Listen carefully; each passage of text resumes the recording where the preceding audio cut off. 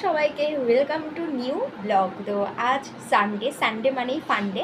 তো যেহেতু সবাই আজকের ঘুরতে যায় বা সবাই আনন্দ করে সবাই একসাথে, আমার তো আর সেরকম কিছু হচ্ছে না।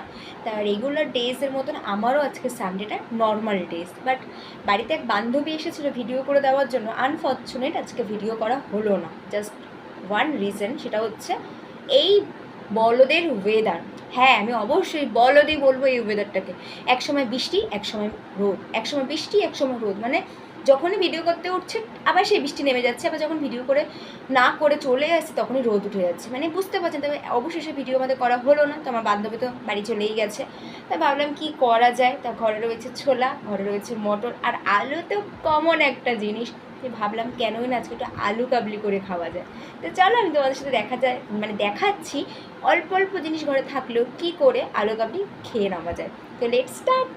তো এখানে রয়েছে আলু, ছোলা, মটর, আর এই একটা খালি পাত্র নিয়েছি, টক জল, শসা, পেঁয়াজ, আর এখানে 3টে রকম মশলা আমি নিয়েছি। আমি তোমাদের সাথে সেটাও শেয়ার করব যে আমি কী কী মশলা নিয়েছি।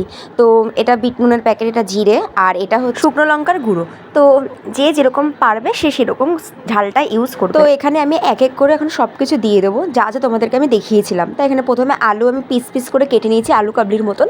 তারপর ছোলা মটর দিয়ে দিয়েছি, তারপর দিলাম শসা, পেঁয়াজ কুচি, আর শসাটা পেঁয়াজ কুচিটা আমি বেশি করে দিয়েছি। তোমাদের তোমরা হয়তো দেখতে পাচ্ছ আলু আর মানে আলুর পরিমাণটা আমি কম রেখেছি, ছোলা মটর শসা পেঁয়াজ এগুলোর পরিমাণটা আমি বেশি করে রেখেছি, কারণ আমি এগুলোই বেশি খেতে ভালোবাসি। আলুটা আমি জাস্ট নামমাত্র। তারপর এখানে প্রথমেই শুকনো লঙ্কার গুঁড়োটা দিয়ে দেবো। আমি কিন্তু এখানে নর্মাল লঙ্কাটা দিতে ভুলে গেছিলাম, মানে কাঁচা লঙ্কা। তো কাঁচা লঙ্কাটা পরে আমি দিয়ে দিয়েছিলাম, সেটা আমার আর ভিডিও ক্লিপে দেওয়া হয়নি। তারপর দিয়ে দিয়েছিলাম জিরে গুঁড়ো। তো জিরে গুঁড়ো দেওয়ার পর আমি বিট নুন, আমি এখানে নর্মাল লবণটা এখানে ইউজ করিনি, আমি বিট লবণটাই বেশি পরিমাণে দিয়েছি। চাইলে তোমরা নর্মাল লবণটাও ইউজ করতে পারো, দুটোকে সমান পরিমাণে। তারপর তোমরা পরিমাণ মতন টক জল দিয়ে দেবে। আমি এখানে টক জলের পরিমাণটা অনেকটাই না গাঢ় করে রেখেছিলাম, বেশি টক রেখেছিলাম, কারণ আমি টক খেতে ভীষণ ভালোবাসি তার জন্য। আর পরিমাণ মতন তোমরা ইউজ করতে পারো, তোমরা যে যতটা টক খেতে ভালোবাসো ততটাই টক তোমরা ইউজ করতে পারো। আমি এখানে প্রথমবার 3 হাতার মতন টক দিয়েছিলাম, তারপর দেখলাম যে না আরেকটু টক লাগবে।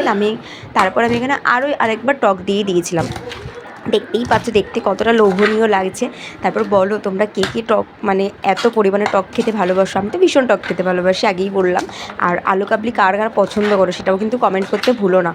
আর আরেকটা জিনিস, আমার চ্যানেলে ভিডিওটা যদি তোমাদের সবার ভালো লেগে থাকে আর তবে কিন্তু আমাদের চ্যানেলটা সাবস্ক্রাইব করতে কিন্তু ভুলবে না। আরেকটা জিনিস সেটা হচ্ছে, দেখলে তো কত অল্প পরিমাণ সংখ্যক জিনিস দিয়ে আমি আলু কাবলি আছে তোমাদের তৈরি করে দেখালাম।